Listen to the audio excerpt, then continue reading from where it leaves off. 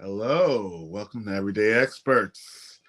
I'm your host, Sir Joker, Poeta Guasan, Mr. Joker, Mr. J, Mr. A, J, Achille, whatever you would like to call me, whatever your name you like to associate with the Achilles is fine.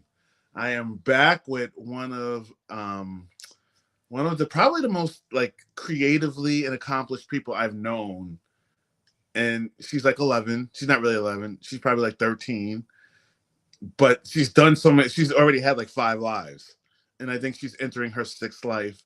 And she just makes me feel inadequate as a human. I have to quit life, I think, some point soon because, you know, she's super awesome, super talented. She was on before with Rebecca. They were part of a dyad. Now we brought her back alone so she could tell her own story and talk her own shit for herself. She's great. She's wonderful. She owns co-branding. She's a paragon of niceness. She has to be one of the nicest people I know. I say that I know not a lot of nice people, but she's seriously one of the nicest people I know. Miss Rachel, welcome to the fucking stage. Oh, hey. Hello. That was so nice of you to say. The truth. Thank you. Well, thanks for saying. Oh, you deserve it. There's a How quote you that doing? said, I'm doing fine. How are you? I'm good. There's a quote. It says, as you evolve, you will make a lot of people uncomfortable. Evolve anyway. I feel like you are in a constant, but right now, a big state of evolution. But your first question, I already did the werewolf question with you. If you could tour with any band, which band would it be and why? I know. My Chemical Romance, the easiest answer.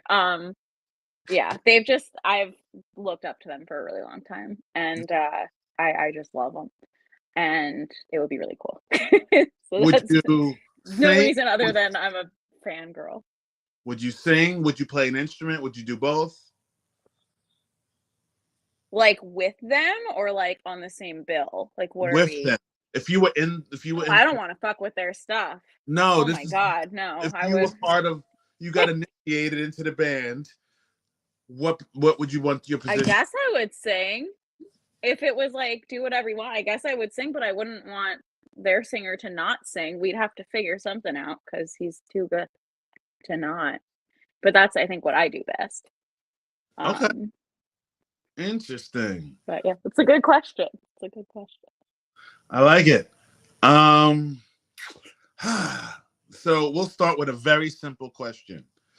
You designed the new logo for Everyday Experts. It's what you do. It's kind of your jam.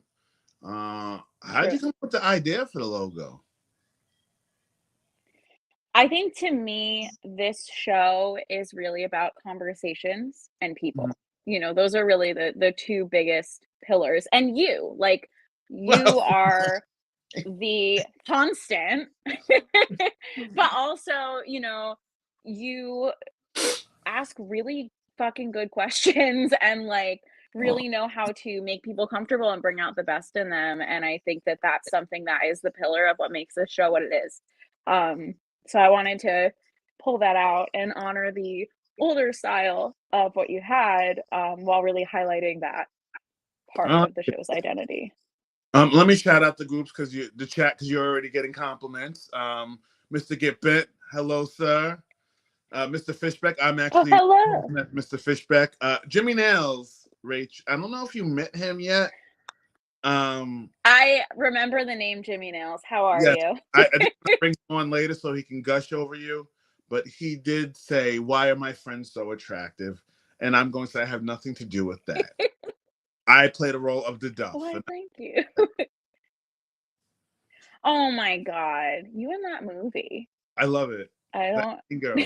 Oh, that's my Hello. dad. Oh, hi, Dad. Dad, How you doing, sir? Welcome, welcome. that's pretty Um, cool. that's really awesome. So, what's it like to be kind of going into this new evolution? Now, we're going to get into the particulars later, but I'm just talking like then we're going to go back to the logo because that's what I want to talk about. Yeah, that sounds good. Um, you know, it's been definitely a roller coaster is a good way to that I like to think of it. I think any change is scary, right? And Mm. any change, there's natural resistance at first, even if it's Mhm. ultimately a good change. Um, Mhm. to put it ambiguously, my year started with some very extreme, Oh, hold on. No, unexpected I don't want you to go into change. that. Yeah. We have a Okay. whole section designated for that. Um, Okay. But what it's like, I would say, there are moments that feel really scary. There are moments of grief for what my life used to be. mm, And there are moments when feel like I'm coming into myself in a really authentic way that I wasn't able to do before because I was so I think we lose ourselves for a lot of different reasons, right? We lose ourselves in people, we lose ourselves in our own momentum. Like you just keep doing mm, something because it feels good, because you're used to it, because you're comfortable. mhm. And I think that what happened to me was a combination of those things. And while, what I've been going through has been kind of scary, it's also snapped me out of it in a way that really has allowed me to come home to who I am. In a way that's been kind of exciting too. I love it. Amazing. So to go back to the logo, so you kind of talk about the inspiration. Do you have a favorite logo that you've created? And I'm not saying that for, Oh, that's a hard one. it could be anything. Um, you know what? Very recently, I've had a string of really fun ones lately, but there was one that I did recently for a company. I think they're called Anxiety Treatment Center, just off the top of my head. This was like a couple months ago. And they're located in New Jersey. And I spoke with the founder, and he was talking a lot about some metaphors that meant a lot to him and his philosophy of practice. And there was one that was like, I think it was a symbolic metaphor from a card that he had given his therapist as a kid or something of that nature. And it was about how therapists can kind of carry you across uncharted waters, so to speak. Oh, Sorry, I have like 8 words that are trying to come out at the same time. So it's okay. kind of about there's like this, river that seems really Mm, like rushing and scary to navigate, and then you have this constant and this big anchor that pulls you across to where you need to go.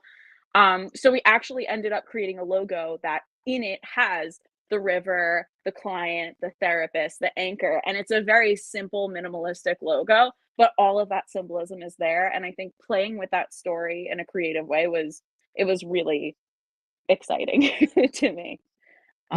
But well, I just love what I do. I don't know. that's good. Um, we're gonna let you comic book nerd out a little bit because Okay. you have a nerd alias. Um, Yes, sir. Bring it on. so when I brought the idea for El Poeta Guasan to you, I remember you kind of like, oh, that's different. It's a little weird, but but but you embrace weird, and that's my whole thing. I'm an anomaly because that's how I feel. But when you first got the idea, how much was it? How did it feel to lean into kind of like the nerd side of things? El Poeta Guasan, that logo was a team effort, so I can't take all the credit for that. I had a few people working with me at the time who really put a lot of creative juices into it. But what I will say about myself is the reason I got into comic books was Heath Ledger's Joker performance. That was what got me in. We just became That best just that was what friends. got me hooked. We weren't already. But yeah, I saw that movie. I was, oh my God, in the like 6th or 7th grade. My parents didn't want me to see it because they thought I would be scared. And I was fucking hooked. And then I went out and I got The Killing Joke. That was my first comic book I read, and I was like, holy shit, this is nuts. And one of the first songs that I wrote and then performed professionally was about that opening sequence in The Dark Knight when the Joker is standing on the street corner with the mask, but you don't know it's him yet, and like, you know, there's all this tension and you don't really know what's going to happen. So I would say that movie has fueled me creatively for a really long time. So for you to come in and say, hey, I want to make a brand based on the Joker, I was like, hey, you've come to the right place. If I must, okay, I'll sacrifice. Yeah, I actually have my, I don't think I showed you this one yet, but I figured you'd like it. Well, nice. Why Do We Fall? Master Wayne action. Ooh, okay. You have a favorite comic book? I really love Gail Simone's Birds of Prey run. That's my personal fave. What do you feel about the movie? She's Birds of Prey. It makes me very angry. Okay, thank you. I thought it. You tell me what you think about it first. Okay, so I love Gail Simone. She's my favorite comic writer. I was lucky enough to work with her actually on a project a while back, and we, you know, became friends, and it was really great. And I admire her work so much. And one of the things that I love the most about her is that she captures people, you know, very human, relatable characters in a very honest and authentic way. And when I read, to kind of back up a bit, when I read The Killing Joke, the question that I had, spoiler alert, but also it came out in the 80s, so if you haven't read it yet, that's your problem. For anyone watching. But the question that I had, you know, at the end of the book was, what the fuck happens to Barbara Gordon? Because, you know, the whole plot of this book is you have the Joker, and it's kind of telling like his origin story, but in a bit of a demented way because he's an unreliable narrator, so you don't know what's real and you don't know what's a manipulation. And then in parallel, while that's going on, you have these real-time events where the Joker is trying to prove that one bad day can make anybody go crazy, basically. That's his goal. So he tries to give Commissioner Gordon a really bad day. It's also it's a movie now on Netflix, so I think most people know the plot of this at this point, so I don't feel bad spoiling it. Cartoon, yeah. In doing so, yeah, which I didn't love that either. Because half of the movie was Batgirl and Batman having sex, and I was like, she's like what? Like that's not that's not the relationship there, and that was not in the original book. So anyway, so what they ended up doing after The Killing Joke with the character of Barbara Gordon, who was shot by the Joker in an attempt to make Commissioner Gordon go nuts, was they actually kept her injury and made it canon. And there was a phenomenon in comic books for a really long time before where female characters would have some kind of big defining moment or like huge trauma that the sole purpose of that trauma was to motivate or affect a male character. And whenever that plot line for the male character was over, whatever happened to the female character would just be like magically erased. Like nothing happened to her because she was just an accessory to his story. Yeah, poofy. She's all better now. Gail Simone called this phenomenon putting women in refrigerators, which I thought was really interesting. But the concept is very much like kind of this misogynistic women are an accessory to the male's plot line you know, trend that had been happening in comic books forever. What I loved about this was they didn't do that, and she ended up unable to be Batgirl anymore, and she had to reinvent herself, and she had to rely more on her mind and start her own team and blaze her own trail. And that was something that I connected with so much and looked up to so much. So for the entirety of that run, it's just like that character at its core. The Birds of Prey movie eliminated that character altogether. Birds of Prey is Barbara Gordon's team in the comic books, and Barbara Gordon is not even in the movies, and she's replaced with Harley Quinn, who's like her nemesis, because the whole reason she's in the situation that she's in is because of Harley Quinn's butt buddy. So That's fucked up. That's how I feel about that. I didn't even bother watching it. I got through 10 minutes and I was like, fuck this. You didn't It's watch? live. Do you want to see a good Birds of Prey adaptation? The CW did a kind of like, you know, the CW superhero shows, they're kind of a mixed bag. But in the early 2000s, they did a Birds of Prey show. And was it the highest budget, highest quality superhero production? No. But was it comic book authentic? Yes. So those are my thoughts on that. Okay. So you have a lot of people. I like. Hello, Mr. Jeremy Miller. I like Margot Robbie as Harley, and most people do. And I'm going to get into. Oh, I think she's great in the role. I do. We're going to talk about Gaga and what she's walking into. I was just going to say, I'm excited. Hold on. Let me Birds of Prey. Okay, I'm sorry. No, you're fine. Okay. I don't necessarily. I didn't like the movie as much as I thought I would, because I thought in Suicide Squad she stood out, and she she established herself, and I thought in Birds of Prey she stood out, but it was just like the whole egg sandwich thing, and it was just and she's just the whole movie she's trying to get even with the Joker, which is foolish because the Joker's the man. But I understand why people. I haven't been hiding this one, Jimmy Nails. We've never talked about it because you dominate conversations. Damn! Shots fired at Jimmy Nails. Are you okay, sir? You have to watch our show. Are you and Jeremy Miller related? I'm just kidding. We're not. But hi. I don't. I just think the movie could have been better, and I thought it was lazy. And I feel bad because that's kind of how DC movies have felt in general. I feel. I do think it's going to get better though with Gunn and with yeah, agreed.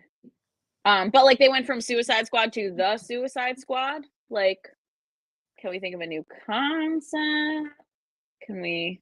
Wow. Okay, Jimmy Nails is coming for you too. Have you watched our show? You have to watch our show. I got to send you our show. I watched it. Yeah, but. Oh, you guys have a show together? Me, Jimmy, Cena, and Lisa, overtly opinionated. Oh, I had no idea. That's so cool. Okay, I'll check it out. I thought you said this show. I was like, yeah, watch this show. No. I didn't even know that one existed. Hell yeah, I'm going to watch it. I can't have a lot of people share my last name. I know, I have the same problem. Anyway, so Folly Do Foo Boo To Woo Ooh, Joker 2. What do you think? You're excited. I feel bad for Gaga, as much as a good actress as she is, because I feel like the comparisons are going to be inevitable. There are comparisons in every superhero franchise because every character has been portrayed 6 million times. But I think she's going to do a really good job. I think that was excellent casting. And I thought that the first Joker movie, with Joaquin Phoenix was phenomenal. I thought that it was not only a good adaptation of the character, but it was also just this really interesting psychological kind of commentary on society and how pretty much that could have happened to anyone. That guy got fucked, and I think that is a movie that properly captures the concept of that Killing Joke comic, to kind of take it full circle, one bad day, right? Yeah. I don't think that, as someone who's had bad day recently, I would never go there, but I get it to a degree. They made it human is what I mean, as opposed to this crazy supernatural bullshit, which I thought was cool. I just don't trust Todd Phillips with female characters, Mr. Miller said. Interesting. I don't think I don't have enough input to have an opinion. What are your thoughts? That is interesting. I am cautiously optimistic, is what I'll say. Jimmy Nails, I know what it means. Folly Adieu. I know what it means, sir. I know it's delusional shit. I know what it means. It's not about the movie. I think it's hard to go behind somebody who is a juggernaut in acting. She produced the Harley Quinn movie. So when another one comes out, she's connected to the role. She's the first one to really play Harley that's known and that's famous. Gaga could do an amazing job. I think she introduced a whole generation of the character. Yes. And she's not attached to the Joker like Harley has previously been in almost iterations. You know, even if I like Punchline, for example. I think she's an interesting character from what I was seeing. She was born for that role, Jimmy. You're right. And what I'm saying is that the problem is that Gaga, who's a good actress, what's going to happen if she's not? What if she's just okay? What if she's just really good? Like I think that it also depends on the context of the rest of the movie, because if like Joaquin Phoenix does what he did in the last movie, I think that can just, you know, it's about, I think, being immersed in the particular universe that this is taking part in, as opposed to comparing it to others. And I think if they do a good enough job of world building and character development and building on what they already did with the first one, I think it'll be okay. And I think there will be enough differentiation, because it really is a different feel. I mean, the Joker in the Margot Robbie universe is fucking Jared Leto with ridiculous tattoos all over his face. And like, I don't know what they were doing with that one. That one missed the mark for me. He didn't have enough time to develop his character, and we can talk about the Joker all day and all night, but we won't. We're gonna go back to you in a minute. It's okay. I can talk about this all day. Me and Jimmy are having a show where we're going to talk about the Joker. We're going to talk about Death in the Family. So, you know, you're more than welcome to come. Oh, that's a great arc. I didn't read it yet. For that, fuck yeah. So it's so good. No, I heard. I just don't have time to read between all the stuff I do in the writing. Something had to sacrifice. I can imagine. I do think that, you know, Joaquin, I want to see him as the Joker more. He was great as Arthur Fleck. He was Arthur Fleck of the hour and a half. That's true. 8 minutes. True. I don't think he didn't impress me as the Joker because he didn't give me a feel. I want to see what happens with him as the Joker for a whole movie. Jimmy, leave Rachel alone. He doesn't like you. I can't see the comments with the view I have right now. I have no idea what's being said. It says it's a great arc. I believe it. It is a great arc. 100%. Agree. I believe it. I don't know how to do that yet. I'm still learning how to use StreamYards. All right, so now back to you.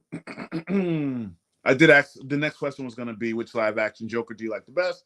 You already made the correct answer and said Heath Ledger, which I like. So we're going to go. How could there be another answer? I don't even know. A lot of people say Nicholson. A lot of people, you know, want to be like, okay, Nicholson is classic, but I like Hamlin because he was he's the best. Blah, blah, blah, blah, blah. Like, I'm not a big animated person, and I'm not a huge comic book person. So I go by the secondary knowledge that I have to obtain.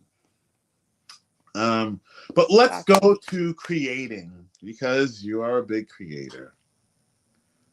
Truth. As somebody said, we lose ourselves in our own momentum. Wow, look at that. I'm quoting you from the show.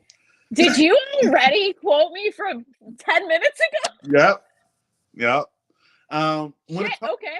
Yeah. When it comes to creating, like, it's been a part of your life. If you could only be one profession, singing, musician, writing, whatever, which one would you pick and why? Fuck, that's hard. I know. You can think about it. Jimmy, shut up. You're wrong. I'm going to block you. It's like picking a favorite child. Like, I don't know. There are so many different facets of creativity that are such an integral part of who I am. And there are different kinds of fulfillment that you get out of different kinds of creativity. And like, when I was all in on music for a career, I got burned out. Like, God's honest truth. It's exhausting because your body, to a degree, you know, is your product. And there were days where I just felt like shit and my voice wasn't coming out right, or, you know, I like had a fucking migraine, or, you know, I was working like 100 jobs and I was really tired and not up to it, and the pressure of being able to show up every night on stage, full energy, full, it really got to me. I mean, I was younger and much more that's a great question. How long have I been playing guitar? So, Wait, finish the other I don't know if my answer. dad. Okay, okay. Um, so I got excited. I know. Yeah, I think that was it's such a huge part of who I am, and it's such a huge passion, but I had to make a really hard decision to make my involvement of music something that's more for me than for a career. Um, it can still end up being a career, that's great, but I don't want it to be the sole thing that I rely on to pay the bills, because the pressure to be creative sometimes can completely shut off your creative flow, right? It's like you're trying so hard to force something to happen that nothing happens. And the second that you let go is when it does. So I find that I'm a better musician when it's not my full-time job. That Mm, being said, the opposite goes for design. I find that I design best under pressure. And it's something that, because I can do it regardless of how I'm feeling, regardless of what else is going on in the world, from anywhere, it's really flexible, it's really adaptable. And there are always new challenges and always new things to sink your teeth into, and ways to, really bring out different people, and who they are, and incorporate that into different concepts. Like, there's always something new, and there's always a new challenge. And it is so much less pressure on me as a human being that if I had to pick one for a career, I already did. That's the God's honest truth. so graphic design is the baby you would choose. If I had to, but I wouldn't want Mm. to, because music is like my core of who I am as a person. So it's tough, right? Um, but if I had to pick one thing to pay the bills, it would definitely be graphic design, just because I Okay. think that pressure kills my ability Mm. to write music effectively. It really does. That's interesting. Hold on, I know you want to answer that. I see you foaming at the mouth to answer Jeremy's question. Um, Similarly, people have asked me all the time, well, why don't you just be a writer? It's I am a writer, but I don't think I could write full time, because I think that would be, like you said, draining, especially something creative It where really is. about poetry, or even if I did like the novels and stuff like that, you have to come up with new stuff, fresh stuff. Writing songs, it's hard. There's 8 billion trillion kajillion songs out. How could you not? I mean, how Yeah. you have to be super creative to write a song that's so avant-garde and so different that people are gonna be like, "Oh, I've never heard anything like this before." Right. Well, it's interesting because people are looking for something that has familiarity that they can Yep. cling on to and relate to, but they're also at the same time looking for something new. And to be able to deliver that time and time again, it's a challenge, right? Right. And it's possible. The Right. best things I write are things that I write when I'm not trying to write, which I think is just Mhm. such a great example of trying to force things in life and having this self-fulfilling prophecy of it not working out because you're forcing it, because you're pushing so hard for it. Um, Mhm. but I think that if you're in a position where you can let yourself create based off of inspiration instead of need, Mm. it changes the empowerment of that situation from something where you're feeling pressure to something where you're feeling like, I get to do this. What a gift. Mm. Look at you dropping knowledge. You have a couple of guitar questions. So the first question is, how long have you been playing? Since you're only 19, you've been playing what, 18 and a half years? So I'm 27. And I started playing. So my dad is a musician and a recording engineer. And he still has a really great career, in the music industry. And I was kind of born into that. So I started playing music honestly as a toddler, but I didn't start taking guitar Mm. seriously until, which I know this is going to sound stupid, seriously until I was like 5. And at that point, my dad gave me my first like guitar, which is in my closet right there because I kept Mm. it, but it's tiny. It's like a baby guitar. And we used to play these games growing up where like he would yell chords at me and I would have to change them as fast as I could in between homework and like It was really fun. So I've been playing guitar since I was 5, so 22 years. That guy, which I have a tattoo of this whole part of my arm is that guitar, is a 62 Harmony Rocket that belonged to my dad, which he gave to me. And that is my very favorite guitar. So good eye. What is your favorite guitar to play? Which one? That guy right there. 100%. Okay. I love that guitar. I kept going over to his place and playing it and being like, I really like this guitar. Oh, you did the Eventually daughter. was I know like, okay. you did the daughter. You're like, all right, take it. Go. Oh, yeah. Fine. You play other instruments too, right? Besides singing, which is an I instrument. do. You play the guitar. What else do you play? I know you play the piano too, right? Yep, piano. I have a keyboard back there too. You can kind of see. Oh my gosh, directions are hard. Drums, bass, ukulele. I have a mandolin back there. I have a dulcimer too. That's an interesting instrument. It's like an Appalachian string instrument. That's pretty cool. And yeah, that's just about it. It is. Creative energy is much different than what we do Yeah, every day. absolutely. Now, And that's why I think a lot of the time when you have like an artist who had success and then the label is pushing for a second album, the second album usually sucks, is because you're going from the best of all of the things they've ever written that they put together to get discovered on, which God knows how long that took, right? Like this is like their highlight reel to okay, now make more. Like it doesn't work like that, you know? Right, and that's well, and then this is the problem. This is when you get to like the ASCAP, and I'm writing music and all that stuff. Everybody gets help on albums and stuff like that. Everybody. If you look at, nobody looks at the actual books anymore, but if you look at the books, 5, 6 people write every song.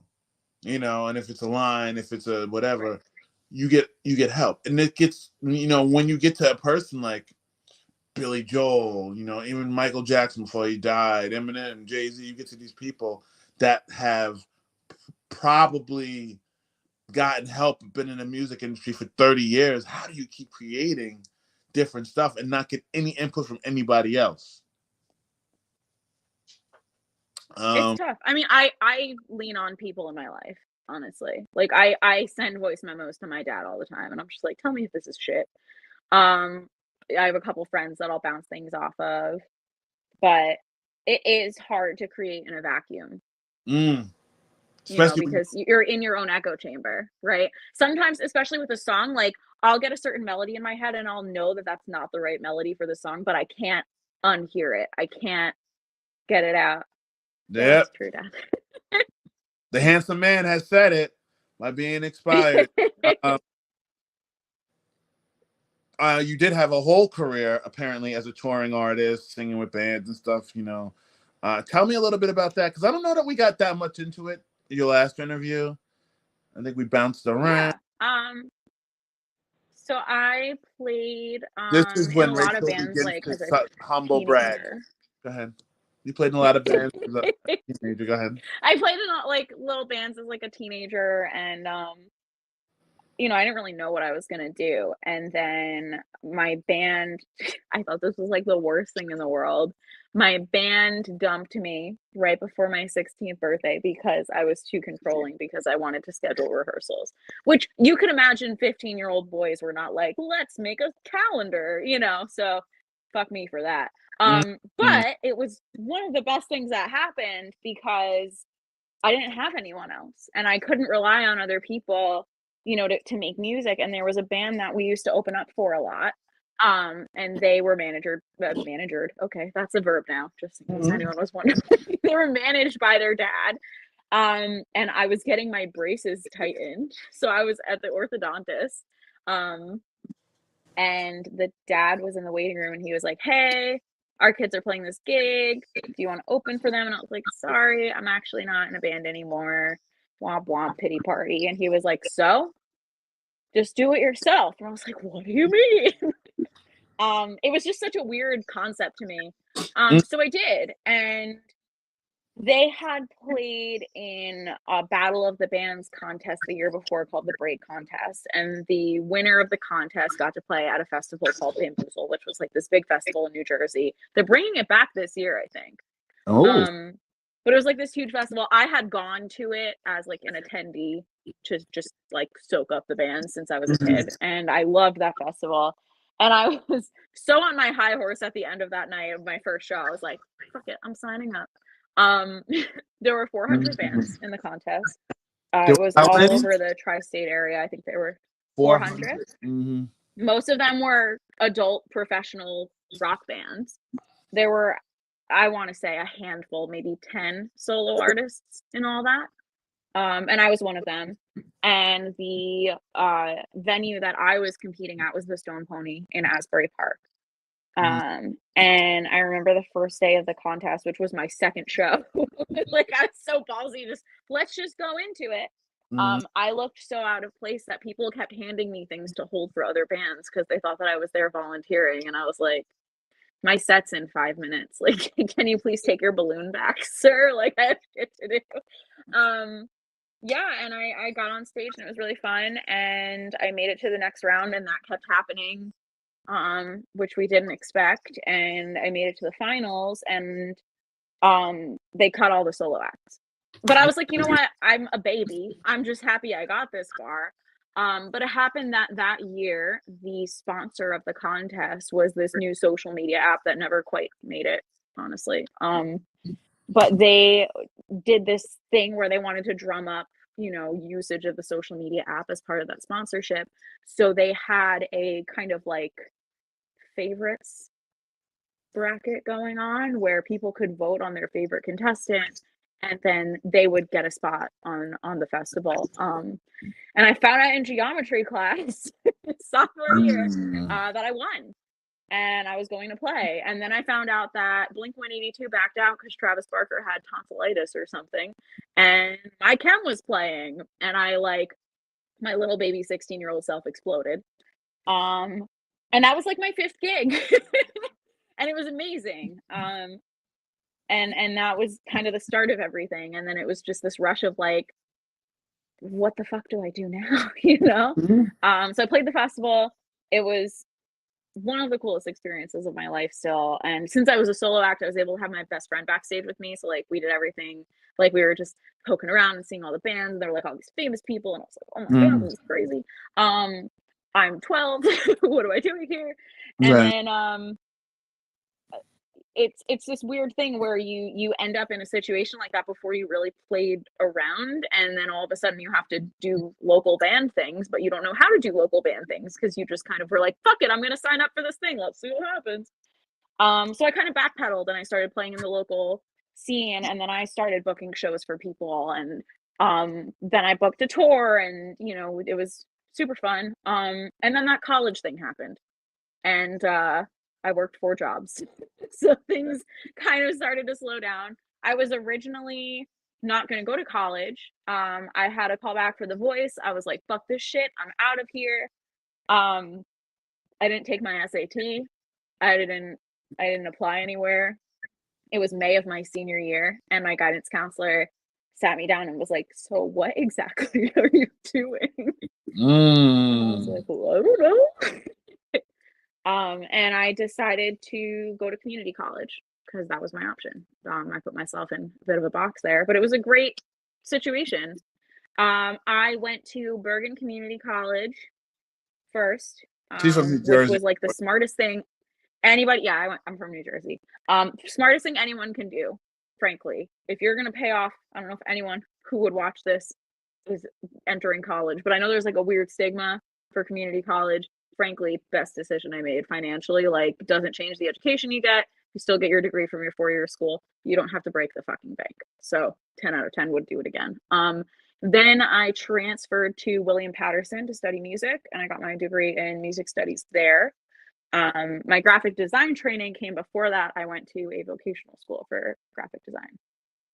I don't think I even remember. That's the story of me. And then, and then I went and I started on my master's in graphic design and digital media. And then I got, I want to say 2 semesters in, and I was like, this is expensive, and I'm learning more doing jobs than I am in the classroom. So fuck that. And I dropped out, and here I am. Yeah, I mean, I think also there's this weird like academic arms race going on in the job market that's really gross.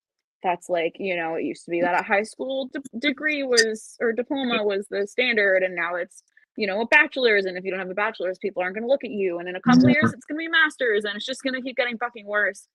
You're absolutely right. Academia is overrated.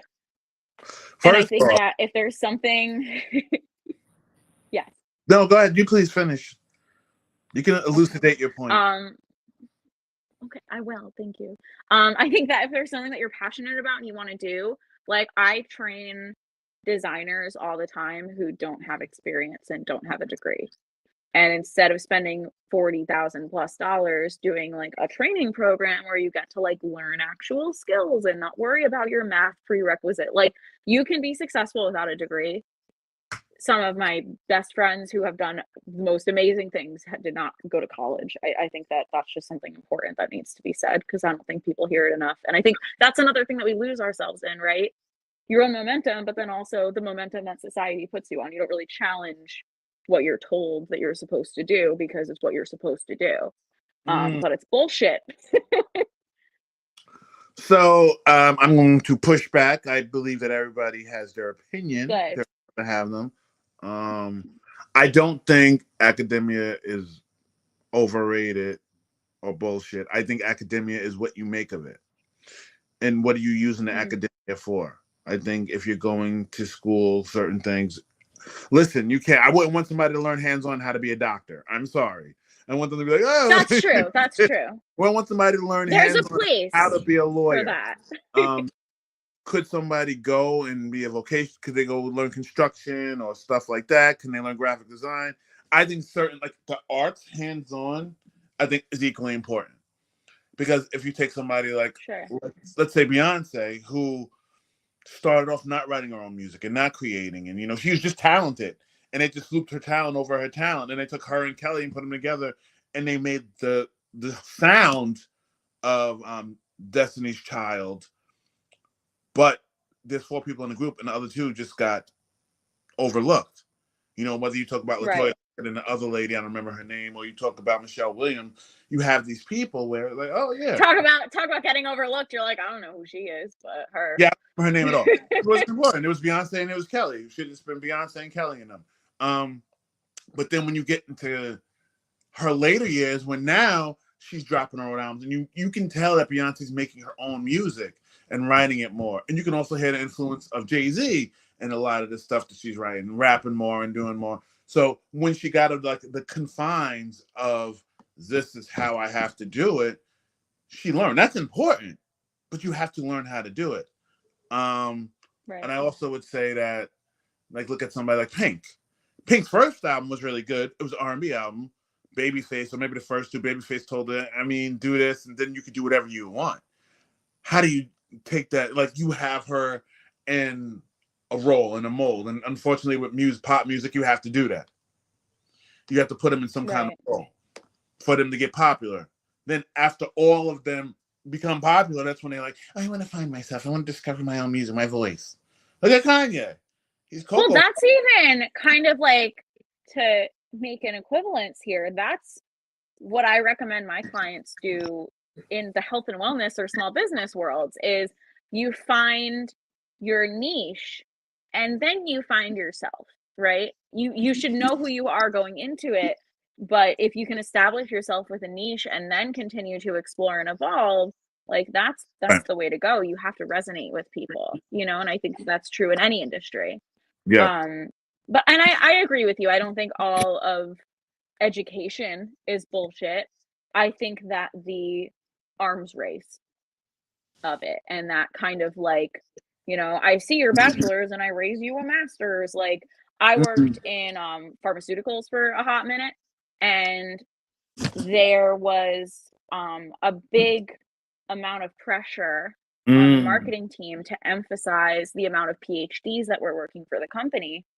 And I knew that there were scientists who didn't have a PhD that worked there that were incredibly talented and competent and attentive and good at what they did, but it was because there were those couple of letters associated with someone's name that they were like, "Push that, push that, push that.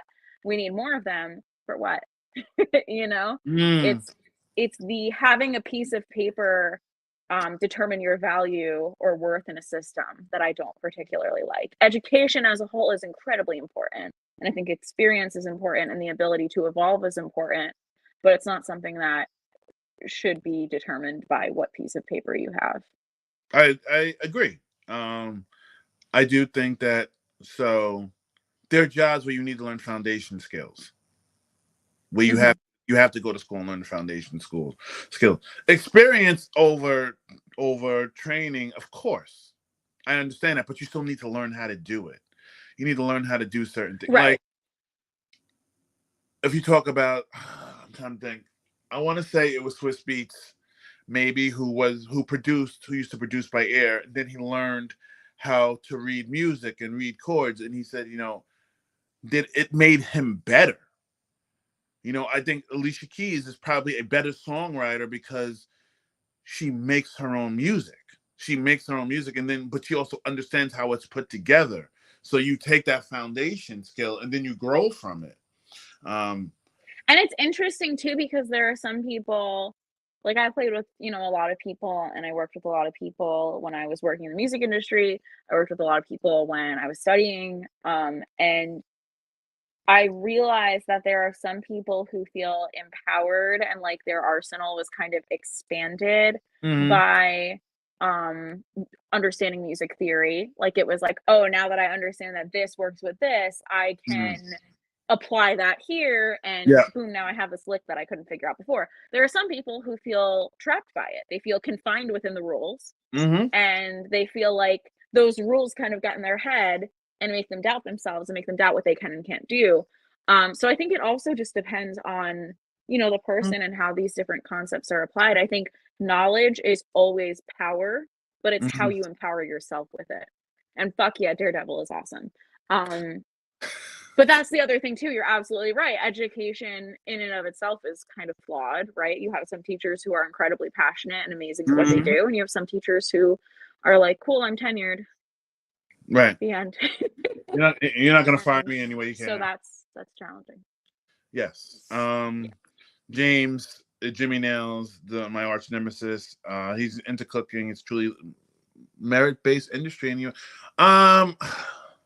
So I'll just use my I don't know if perspective. it's the last or Yeah, only, but I think it's a I good don't, one. and it's not me disagreeing, but I do understand why you say that. I think any Agreed. service profession is merit based. You have to be good at what you do in order to get clients, to get people to come to you and all that stuff. Like you Yeah. don't like I've worked with a lot of therapists who are just therapists.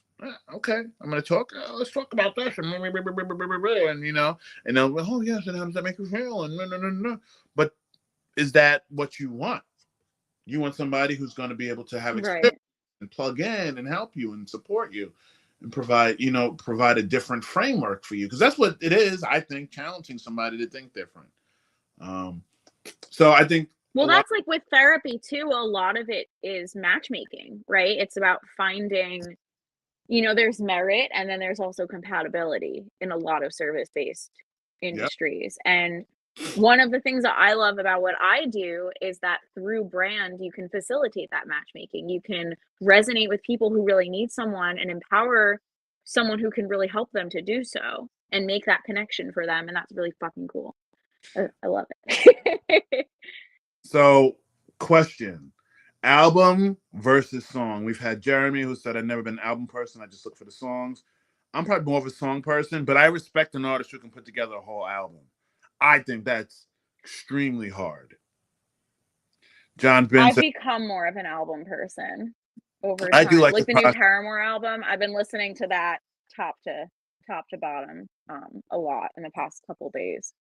But I think that a lot of the time, like especially with concept records like American Mhm. Idiot or you kind of have to experience it as intended. Um I did hear good things about that series, and it's been on my list, and that put it up and over. I'm gonna watch Oh God, Jimmy has an opinion about everything. Albums. So I think the big project has to have good pieces to it for it to be good. You know, the albums that resonate with you personally are albums that probably had good songs. So are you an album person? You're getting more to albums. So tell me about this Paramore album that, kind of has been in your brain. It's a good album. I've been in kind of a weird place where I'm trying to both go back to old comfort food musically and also find new music. There's like this kind of middle ground that I'm just really trying to avoid right now while Mm-hmm. I, heal from certain changes happening in my life. Um, and I've been also listening to a lot of Alanis Morissette lately. There's been a lot of Alanis happening. Um, a lot of Carole King. Um, a lot of oh my gosh, there's this artist November Ultra who I found on TikTok. She's not a huge name, but her voice feels like a hug. Like, when you take a sip of hot cocoa and it's not so hot it burns your mouth, but it's like Uh-huh. that's what she feels like to me listening to her. Billie Eilish I've actually been getting kind of into, which I'm surprised. Like that's not usually the type of music I would listen to, but I have to say she's winning me over. But also like My Chem, Green Day, Mm. the Beatles, Queen, Olivia Rodrigo. Michael Bublé. I'm all over the fucking map. Olivia Rodrigo I got into last year, and now, as you can imagine, I'm connecting more with. Right, because Paramore writes There are a lot all of her songs that I'm albums. like, are you watching me? Yeah. No, but I think that when I was younger, I was more of a song person, and as I've gotten older, I've become patient enough to explore the context around the sound that I'm looking for, or the song that I'm looking for, or the like song that I originally sought out. Like it really does exist in a bigger context. You have songs that lead into or out of each other. You have songs that tie into each other. You have albums that tell a full complex story. And I think that if you connect with something, it's worth it to try. Um, I like being short-sighted. I'm okay with that. I am a song person in the same way I'm a poem person. Because I like lyrics. Gotcha. I'm a lyricist. I like people. I like lyrics. I like the music. The whole song is important, but the lyrics have to resonate with me. That's probably why I like sad songs that are like really emotional because they make you feel something. I'll send you some. I've been on my sad bitch music lately. So speaking of your last question about the art, tell me about you singing now and performing now as opposed to like 8, 9, 10 years ago, and how you feel. That is, yeah. I feel it's a good question. I mean, I am getting back in a new way is really what's happening. I'm writing a lot since things started to change in my life and shift. That's been a big anchor for me. Mm. And I feel like things are coming more organically than they have been for a while. Um, which means I'm probably a more authentic version of myself than I have been for a while. So that's a big sign. But I think that, there was a while, like I backed away from performing. I was having some health stuff going on, and my voice is definitely different than it was 10 years ago. It's a different instrument. I'm a different person. Um, but I think that I have a deeper understanding of the kinds of things that I want to say and how I want to say them, and I'm really excited to do that. And I have a very impatient, weird history of being like, I'm gonna make an album and putting all this pressure on myself and then not following through. Oh, So for really? now, I'm going to say yeah, I'm like the queen of I'm gonna do. No, I'm not. What I will say is I am writing. I am excited. I have big plans. We will see what happens. But I'm definitely feeling inspired, and I'm feeling Ooh. like I'm in a fun position to come back to it in a new way. And I've already started talking to some people about setting up shows for the summer, so that might be happening. I haven't performed a full set in, oh my So god, what? maybe 5 years. It's been a It's minute. like it's like riding a bike. Oh, it's like riding a bike. I'll be fine, but it's definitely a big deal coming back. And I'm excited about it. I definitely am.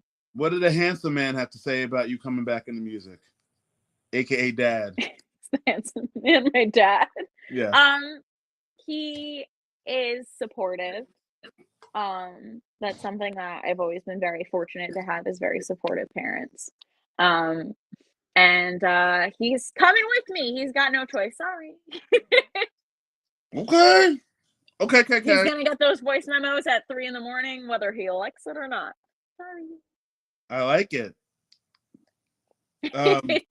You have a lightness about you that is starting to come out more and more, which I think is fueling the creativity. And I think a lot of it is because you're taking whatever is in your head and you're putting it out in the music and the words and the writing. You know, I think writing is one of the most cathartic things. So we're going to talk about co-branding, but I have a quote. Release the responsibility of always having to take care of everyone else. It's okay to put yourself first. Yes, I did my research. Didn't we just post that on our social media? Like, Maybe you did. I don't know. Did you? Honestly, I'm so much less involved in the social media for the company now because I don't have to do that stuff anymore. I know. No, I'm kidding. Social media is something that I personally have been stepping away from a lot, and that honestly, I don't feel very passionate about. And it's something that if you're going to do it right and you're going to do it for people, you have to be really in it and stay current on what's trending and what people are responding to in different markets and how the algorithms and different systems and platforms are evolving. So I found someone much better than me to do that No part such of things. And it's been very inspiring for me and motivating for me to have someone who is also really passionate and sinking her teeth into it, but in a different way that really complements the things I'm passionate about. So that would be Melissa, who works with us, who is responsible for that one, and she's fucking awesome. I love it. So co-branding is your baby, right? Yeah. Co-branding is your marketing. And I feel like looking at the website, I haven't looked at it in a while. Looking at it now, it's more authentic to who you guys are. Before we're in the feel midst like, of another overhaul. oh, I know. So that's coming. I But feel yeah. like what it was before was a place where you learn how to be a business. Here, I feel like it's a conduit, a vessel for you finding yourself. Boom! Look at that.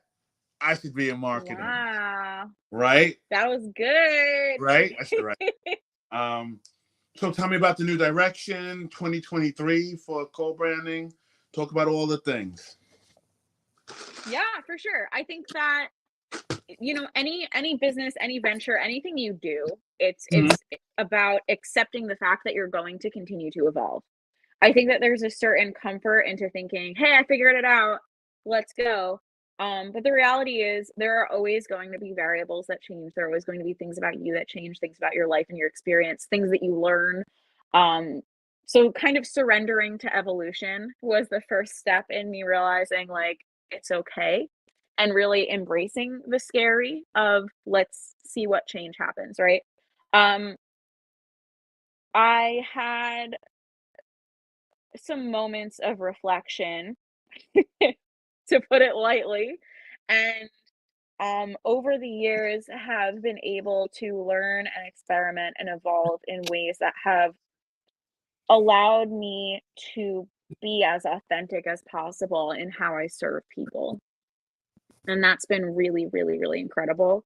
I've found that the traditional graphic design route of like, hello, you want a logo? Here's a logo. Would you like revisions? It's very transactional and it's kind of cookie cutter, like, here are your deliverables. Here is what we're doing for you.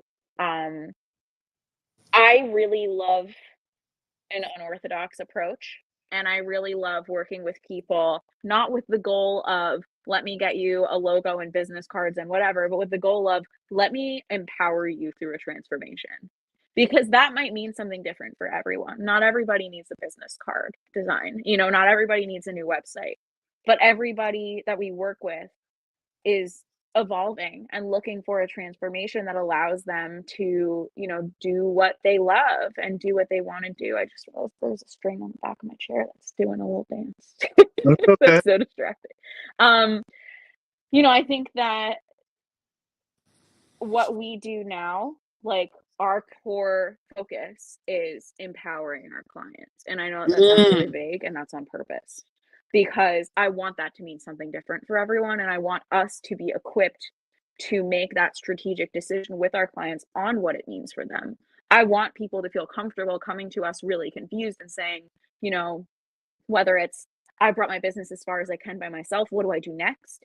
Or, you know, I don't resonate with this anymore, or I want to start out and I don't know what to do. The answer is not the same for every person. And what I get the most fulfillment out personally isn't just creating the logo and being a part of the creative process. That's a huge source of fulfillment and happiness for me, but it's also coaching and strategizing and working with someone to understand their needs and bring the best of them out and give them empowering solutions. So sometimes that's not a logo. Sometimes that means, let's overhaul your systems. Let's change your schedule. Let's, you know, let's automate some stuff to get things off your plate. Going in a less deliverable centric route and more of a coaching heavy and strategy heavy route, where the deliverables still exist. It's not like, no, you want a logo, go somewhere else. Hell yeah, we'll do a logo. We'll do it because it makes sense for you, not because it's on the package that you happen to sign up for.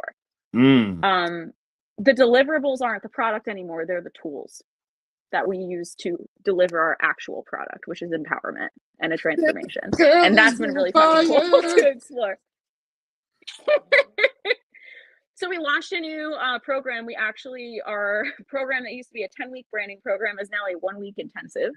And that's been really, really fun. And we do that, and we do ongoing brand coaching and marketing support.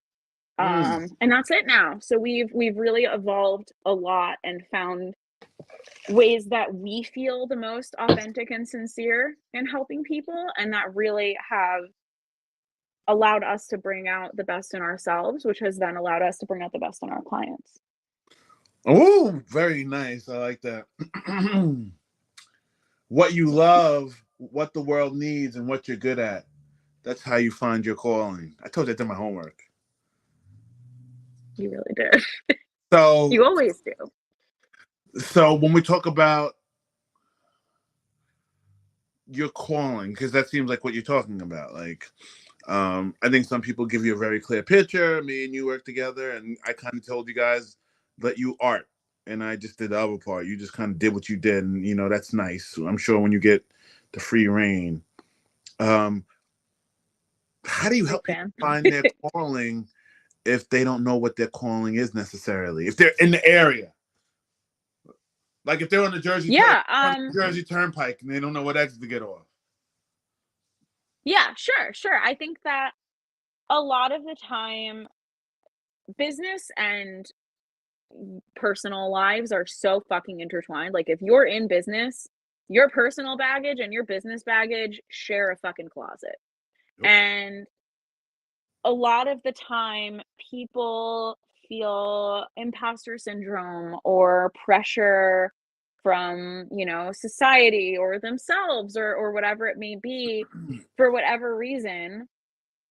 It's like they know what they want to do, but they either don't want to commit to a path because it's scary, or they feel like they can't do it, or they feel like the road forward is just so unclear that while they probably could travel it, they don't know where to start. I find that coaching really helps. I find that having conversations to work through limiting beliefs really helps.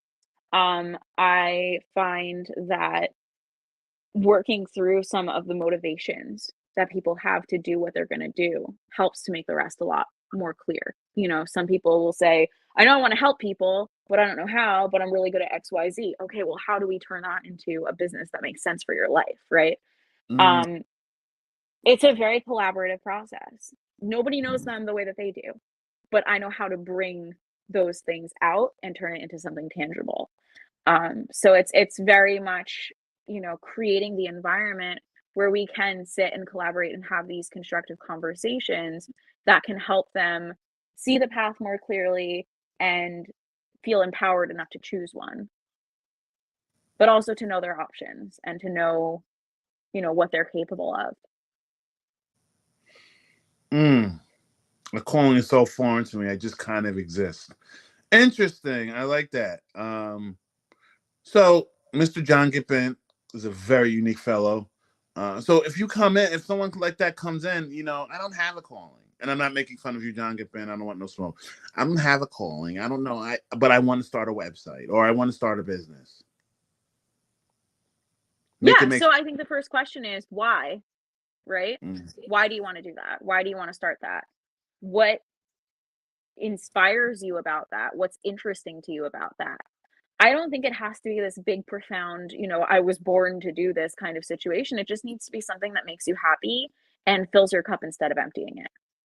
And sometimes the difference between something that fills and empties your cup is just how you do it, right? So it's about working out. Like I had a client who was, I think she had, oh my God, like 56 therapy clients a week that she was seeing. It was something wild like that. So we sat and we overhauled her business so that way she could limit her capacity more and like be a person.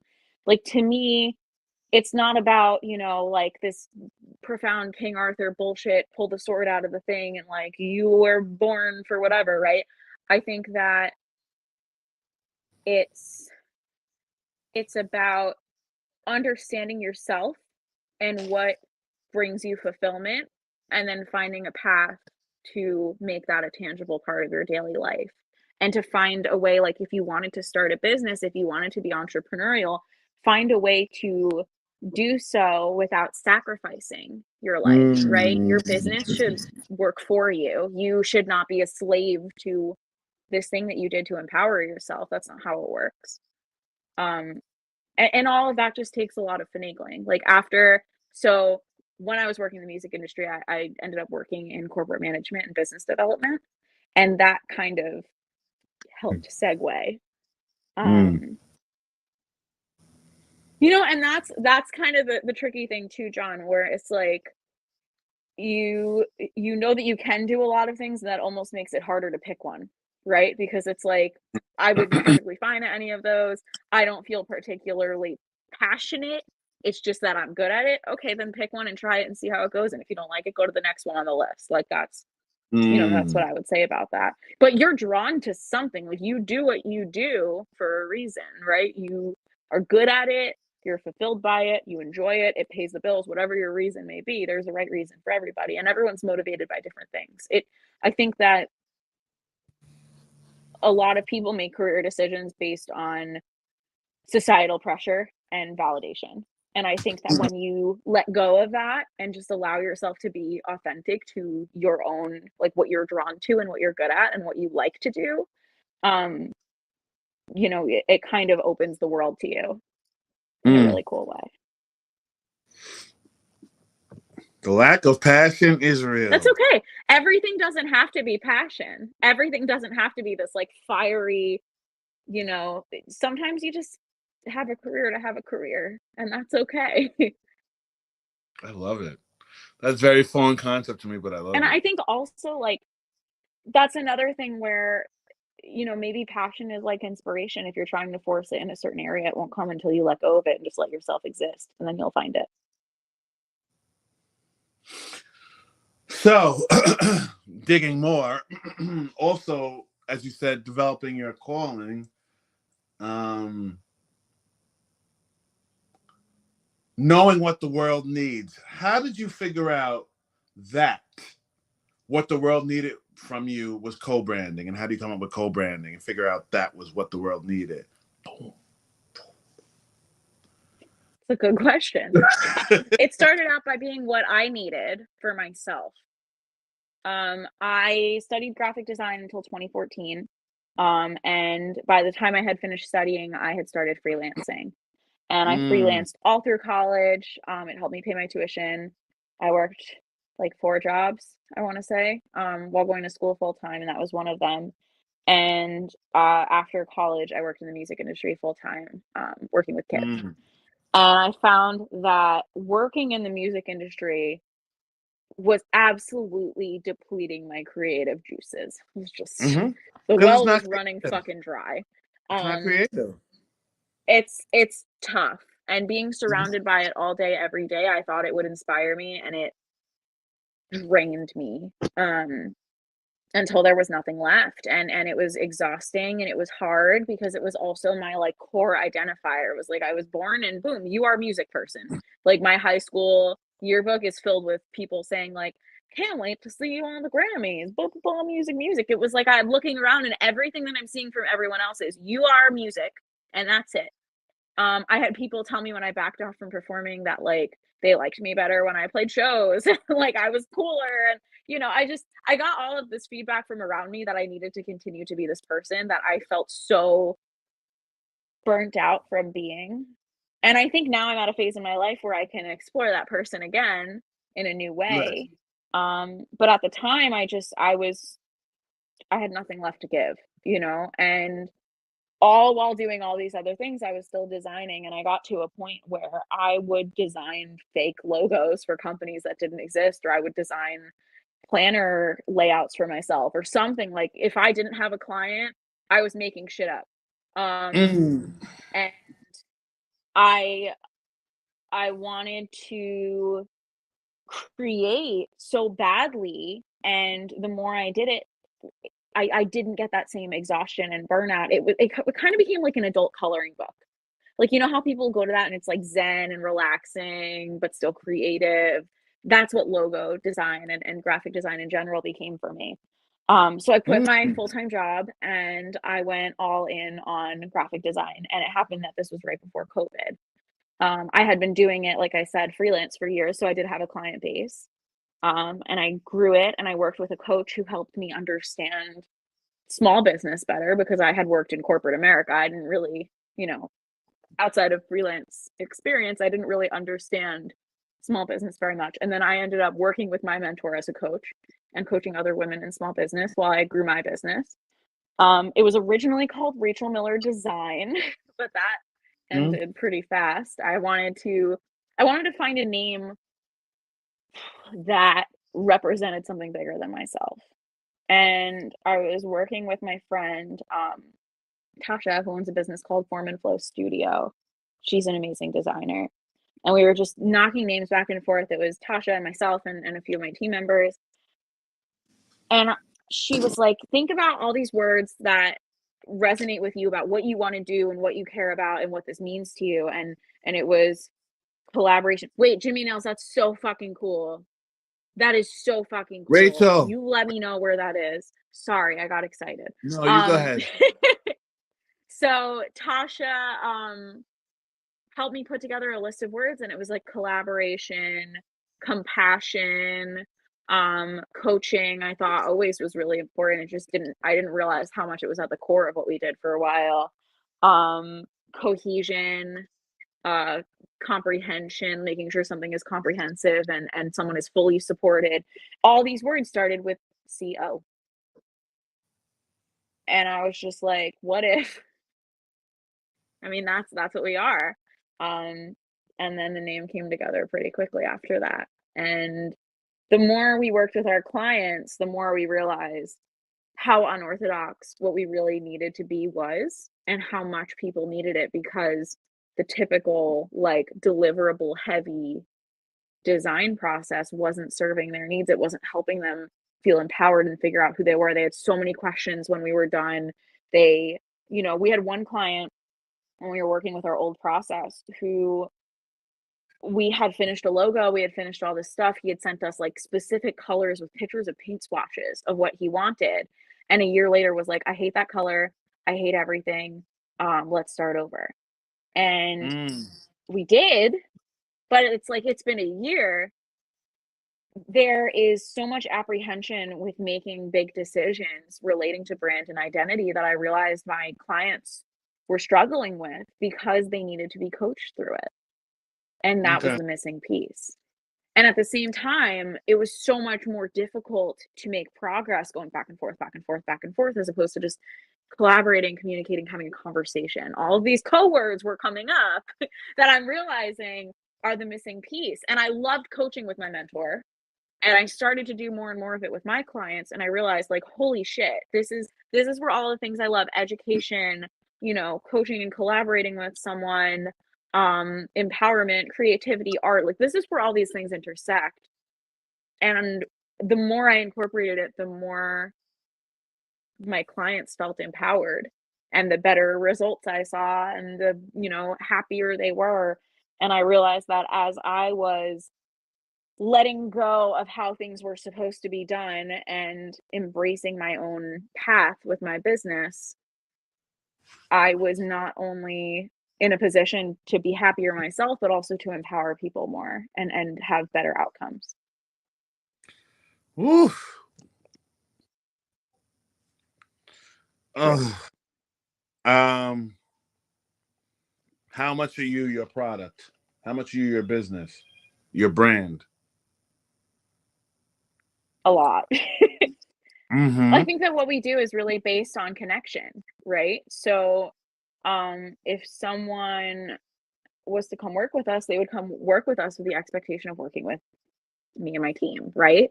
The reason that you pick working with somebody, the reason that you choose the professional that you choose, regardless of what service, it's like what we were talking about with therapy before, right? There's resonance. And I think resonance and having compatibility from like a service provider to client standpoint is, are you struggling with the things that we can help you with? Right? Like, is there compatibility with strengths and weaknesses? Mm-hmm. And I went to a workshop recently that talked a lot about this, and it was just really affirming. But beyond that, what are you like as a person? Like, there are people that I won't gel with that I probably shouldn't be working with because I want to work with people that they're comfortable with me, they're vulnerable, I'm vulnerable with them. All of my clients know me as a person. Um, and they come back because we have that relationship and mutual understanding. They trust me with their identity. That's a big fucking deal, And we know and see each other. And like that's why I love the intensives. That's why I love the coaching program that we do is it lets us know and see everyone as opposed to just, oh yes, number 42, here is your logo.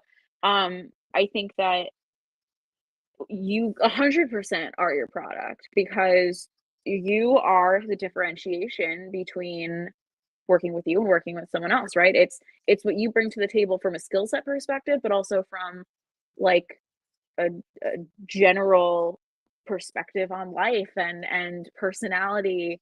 Um yeah, and I think that it's good to venture outside of that box and our client base is really, really broad. Um, people that we have clients from like my age to like people in their 80s. We have clients from all different parts of, the world and all different backgrounds, but we forge some kind of connection that makes them feel comfortable. And it makes me feel comfortable. And it makes me feel like I can deliver on what they need and understand their needs. And that human connection is what it's all bolstered on. Bolstered, very nice word. Um, Thank you. you made your calling card to work with small businesses. I do feel like you've worked with a lot of women empowerment. Is that something you do by circumstance or by choice? I've never turned anyone away who's wanted to work with us. I think it's just that you connect with who you connect with. Mm. And sometimes they're men, and sometimes they're women, and sometimes they're somewhere in between. And it doesn't really make a difference. It's just, do we connect? Do you feel safe and comfortable with me? Do I feel like I can bring the best out of you? Cool, let's go. Mm. If it happens to be a lot of women, I mean, we're a female-owned business. Women tend to gravitate in that direction. But I'm not like, you must have a hoo-ha to enter this door. Like, I don't particularly, you know, Well, no, then you wouldn't have gotten your it's favorite not client that kind of a ever. situation. I mean, true. You know, and not to say like all women are not in the same situation, but my point in saying that is like it really doesn't make a difference. It's the connection. It's not who the connection is with. Okay. It's just is the connection there. You work with a lot of mental health people, therapists, and of that ilk in nature and sort. Is that something that you and I know it's not. It's like sort of you're gonna probably give a semblance to the woman empowerment part, but is that something No, that it actually, means that is a on lot to you? purpose. That's 100% on purpose. Mm. I love working in mental health. And part of why I fell in love with graphic design at first was I remember being 14 years old and needing to find a therapist and going Mm. online and seeing just like a wall of headshots. And I had to make a decision about who I trusted to initiate the most vulnerable relationship of my life based on a smiling picture. And that's a really fucking hard decision for people to make. And these are people who can save or change someone's life forever. And having the wrong compatibility there is a big deal. Mm. So to be able to give people more of a presence online so that their prospective clients can find them and really resonate with them and understand who their choices are and find the right person to help them, that's something that's so important to me. Because I remember being scared and not being able to find that information and just kind of taking a leap of faith based on a fucking headshot and being like, I hope I like her. You know, I hope I feel good about Mm-hmm. this. Mm-hmm. Um, It's I real. lucked out, but that shouldn't be the case. It shouldn't be that you luck out and find the right person. It should be that you do your research and you feel comfortable and you take the next step. And I think that branding and mental health is so important because of that, because it's all about compatibility. And how else are people going to be able to find you and connect with you and feel safe with you? I think that to be able to provide not only to empower therapists with the tools and resources that they need to find their clientele and be successful in doing what they do, but also to empower patients to be able to find and connect with the right person and get the help that they need. Like that's some of the most fulfilling shit I've ever done in my life. And to go from the person dealing with the problem to the person who has the answer, like it's a really cool kind of full circle thing. I would say about 40% of our clients are in the mental health space. And it's not that I'm not passionate about other fields. It's not that, you know, I'm not like our process works the same. We've had people who work in IT. We've had people, you know, who have hair salons. We've had all kinds of different careers. I mean, you had your therapy practice, but also like the podcast, you know, like our process Mhm. works for anything. It's not that we can't work with other people. It's just that that was a lot of my why. So I always connect a lot with those projects, which then helps them feel more safe too. Mhm. It goes back to the connection.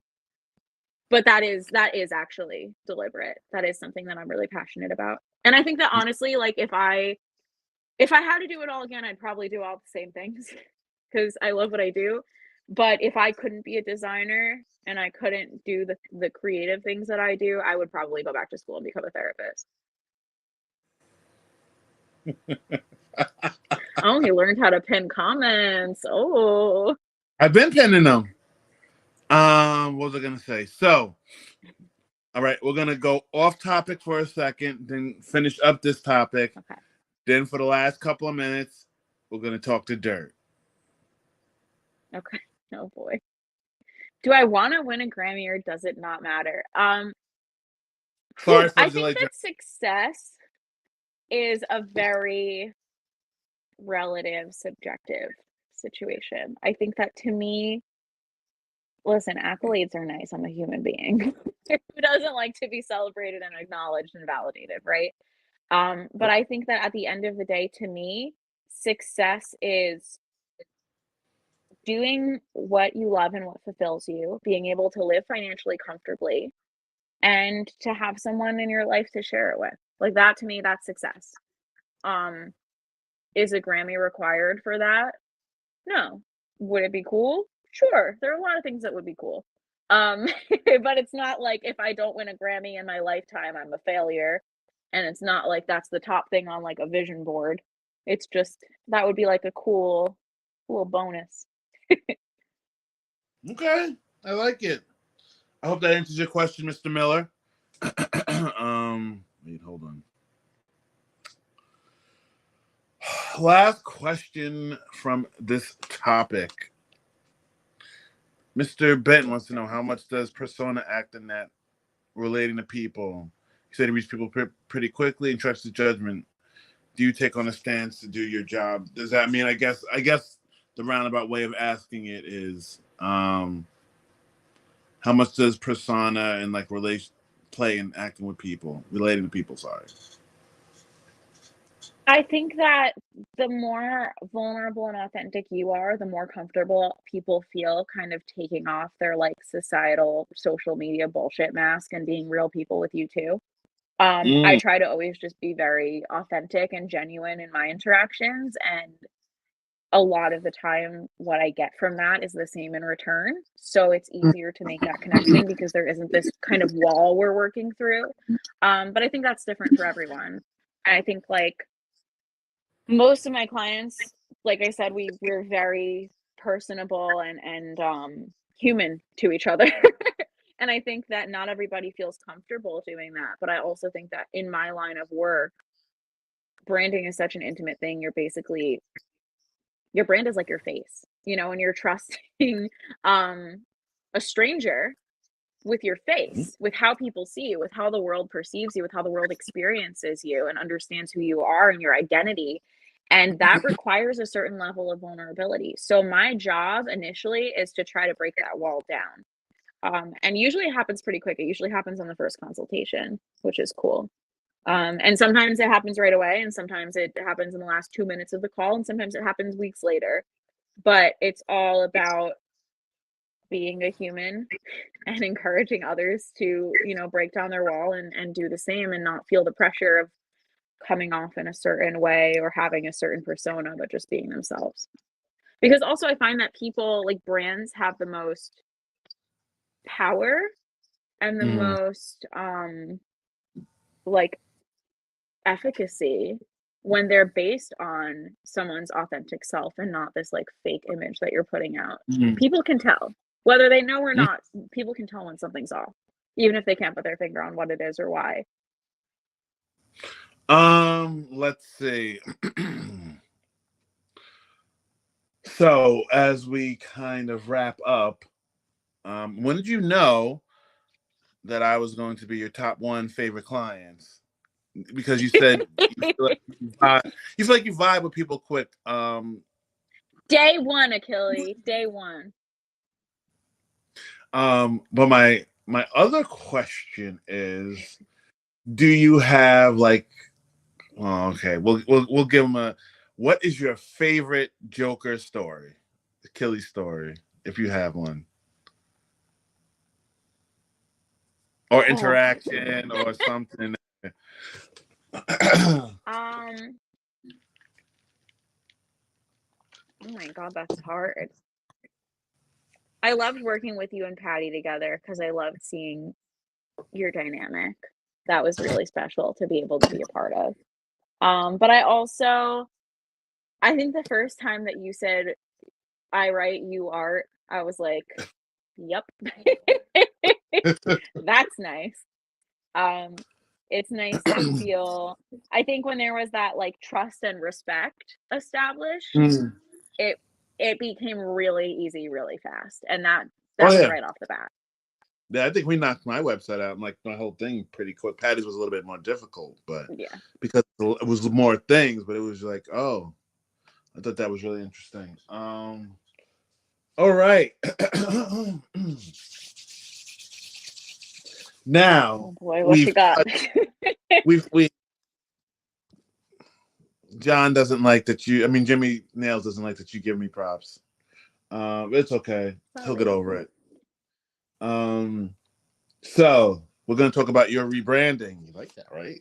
I came up with that on my Oh, own. wow. You're newly single, so I found an Yeah, amazing quote. It said, "Be the person you needed when you were going through tough times." I like that. Who was the person that got you through the most recent tough time? Now you can you can share as much or as little as you would like. Yeah, thank you.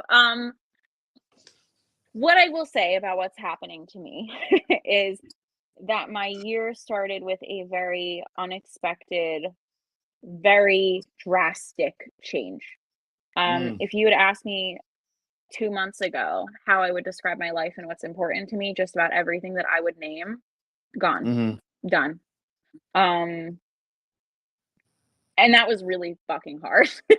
mm, Um, when it first happened, I felt like my earth had shattered and I was fucking devastated. Um, mhm, as more and more distance has come into place for me and that moment, I'm mhm, realizing that what I thought was my earth shattering was my bubble popping. I was living in a really comfortable bubble. Um, and it's been really important to challenge who I am and what I want and what I'm doing and kind of embrace this newfound ability to explore and be free and just exist and do whatever. And, it's a weird thing when you don't expect to have that. And at first it's scary. mhm. But it ends up being really beautiful. My best friend, um, it's actually a very sweet story. That's very true. Bubbles are made to be popped. Um, so I live in a three-family house. That's where I grew up. And I started my first friendship was with the girl upstairs. She lived in the apartment upstairs from me. Her birthday was exactly a day before mine. She was a year older, and we grew up extremely close. Like, if you drilled a hole in the ceiling above my childhood bed, you'd hit hers. Um, and we spent our childhoods together, in a really special way. I wasn't born into a family with siblings, but I think that whatever higher power out there saw me and was like, "This bitch can't do life alone. We're gonna give her a sister anyway." Um, and we're still incredibly close, to this day. And she was the first person that I called when everything happened. Um, and she stayed with me through the whole first week, like, Wow. constantly. She bought me this cute little stuffed rhino to snuggle at night so I didn't have to feel alone. She wanted to distract me. She brought, like, a little, like, friendship bracelet kit over, and we made these, like, little friendship bracelets. She was such an anchor for me. Um, that being said, I'm a really lucky person to have a great support system. My parents, my family, my close friends, most of them I've been friends with for 20 years. Like, I'm very lucky to have friends from childhood that we've grown together instead of apart. Um, I've really leaned on my people and they've helped me find my strength and remember who I am. And I'm really grateful for that. I really am. It's been a big experience of coming home in a lot of ways. And the roller coaster, the peaks and the valleys, they're still there. I think they're going to be for a long time, but I think that healing isn't expecting the roller coaster to stop. It's expecting the peaks and the valleys to be gradually less severe and maybe a little more spaced out. Look at you drop Um, rules. it's been a really important time. And yeah, so that's who's been there. I mean, everyone. I've had the most amazing support system rally around me, and that is not something I would take for granted in a minute. I mean, that's the best gift anyone could ask for. Yeah, I agree with that, Jeremy. Um, our deepest fear is not that we are weak, but that we are powerful beyond measure. What Mm. has led you to find, because it seems like you're growing into that new power, what's led you to, what's helped you get there? I'm not talking about your friends and your family. What's helped you to get there? Um, Thinking of it. Yeah, and it doesn't happen overnight, right? What has helped me? I mean, surrendering. has helped a lot. Not trying to be anything, be okay, not trying to be Mm. devastated, just being whatever I am and trying to take it at face value for what it is. Mhm. Um, the first thing that I did when my life was thrown on its head was settle into a new space. That was really important for me. And I love my space. It's peaceful, it's me, it feels like home. That was a very anchoring thing. Um, and at Mm. first I really, really, really leaned on my people, but then I started to practice being by myself. And that was something that I hadn't done. I was with the same person for 8 years. And Mhm. we met, I was 18. And from the minute that we met, I was very much I was completely okay with and even aspired to dissolve into this other person. That's all I wanted was to be, you know, whatever. But that's not honoring myself, and I think that as I've taken more and Mm. more space away from the situation, I've, Oh, shit. everything happened and I looked in the mirror Talk and I your had no shit. fucking idea who was looking back. Every time I looked in the mirror for the first week, I mean, I couldn't eat, and I looked in the mirror and I was like, "Who is that? I don't Mm. know her." Um, but I got to know her, I had to. And it scared Mhm. the shit out of me at first when you okay, here's a good anecdote. So I went to a party, maybe 2 weeks after shit went down. I met someone new at the party, like a new friend, and Mhm. was asked, "Tell me about yourself." And I sat there for fucking 10 minutes trying to think of one single thing about myself that didn't have to do with other people. And I realized that for almost a decade, my favorite thing about myself wasn't me at all, it was another person.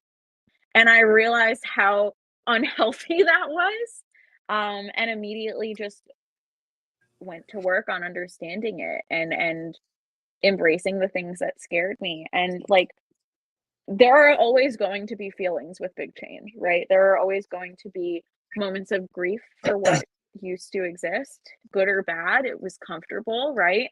There are always going to be moments of what if and doubts and fears and all different kinds of uncomfortable moments. But I think that what's important is letting yourself surrender to those feelings and experience them and know that they're going to end, and you make yourself comfortable. Like, I always treat mental health like physical health. Like, if Mhm. I'm having a fucked up mental health day, I'm not going to sit there and be like, I'm going to die.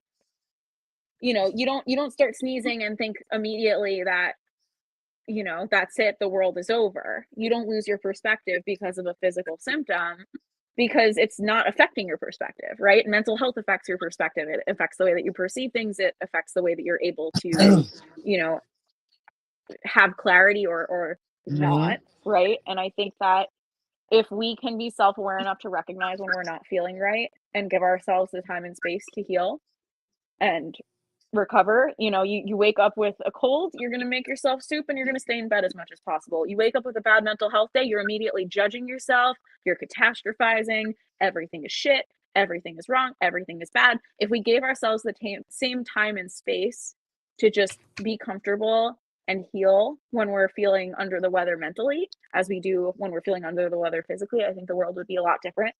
And I think that that requires a lot of societal change to be able to have the kind of stigma depleted and that understanding and self-awareness and acceptance to, really be prevalent. But I think that for me, being able to surrender and just experience it, and my mom has been huge in reinforcing that, which I'm really grateful for. That's been big.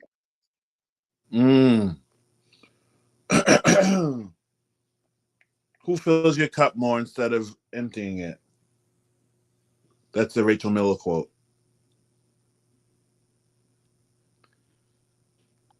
Myself. That's what I'm learning. I have always been the person Yes. who needs to latch on to other people, and I'm learning how to really love myself. Um, that being said, I mean, my family, my friends, my parents, more than anyone. And my close friends, Good like job, they handsome man. fill it. Nice. Um, the supreme quality of leadership is integrity. How have you Mm. evolved as a leader?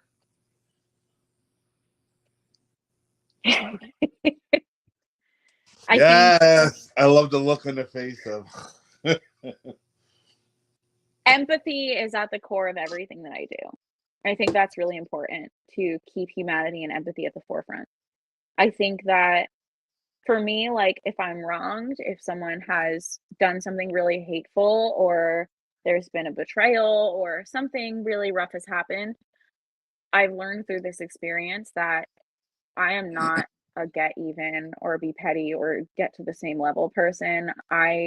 It does not fill my cup to add hostility or hatred to the world. Mm, Even in moments where that's all I'm met with. And I think that as a leader, what's important to me is balancing a few things, right? On one end, on the kind of selfish but also self-preservation end, right? I think that there is a very important line that needs to be drawn between selfishness and self-preservation and self-care, right? But I think on a self-preservation end, it's what do I like if we're talking leadership for my company, right? Like how do I run my company? The first mhm, question is what do I need from the people that work with me, right? What expectations do I have? And how can I mhm, communicate those expectations fairly to make sure that they are given the fairest chance to be able to meet them, right? The second question is what do they need? Where are they at? Right? What can they do? How can I be respectful of what they need to succeed and put them in the best possible position to succeed? And how can I do so in a way that's conscientious, but also doesn't compromise on what I need from them? Um, I think that if we are empathetic and considerate and we are compassionate to other people and we lead with that compassion without sacrificing our own self-preservation, that's kind of the thing that I've been learning. Um, mm, it's a bit of a difficult balancing act, but that's how to lead. mm. Interesting, John. John That's Giffen is a interesting. cornucopia of knowledge. And Jimmy said, "Bless you, I could learn to be more like that." It's not always Wow. easy, but that's how I live. Um, interesting. I'm going to ask my last question. I kind of figure I know what your answer is going to be. If you could be the CEO of Okay. any company, which company would it be? Mine. I knew you were going to Mine. say that. If you couldn't be the CEO of Or Disney. co-branding, I really love Disney. I could see, Um, I could Probably see, Disney. I could see you being like Rachel Iger. I could see that. I fucking love Bob Iger. I'm reading his book right now. I think he's Oh, wonderful. amazing. Um, well, Rachel Miller, you're going to stick around after we end the show in a second. March, I want to Sure say thing. 18th. My friend James is coming on. He's a nurse. He's in nursing school. He's a therapist, LCSW, graduated from Columbia. A whole lot of stuff's going on with him, so his show will be interesting. Rachel, I thank you for your time and your attention. And me Thank and you for Mr. Nails having me. have you on when we talk about the Jokers. And Would I'll love leave you that. with this. Change is inevitable. Growth is intentional. Miss Rachel Miller, I would say to you is you're doing great. Keep being intentional with your amazingness and your success. Thank you for coming on Everyday Experts. Thank Mr. Matt, Joker out.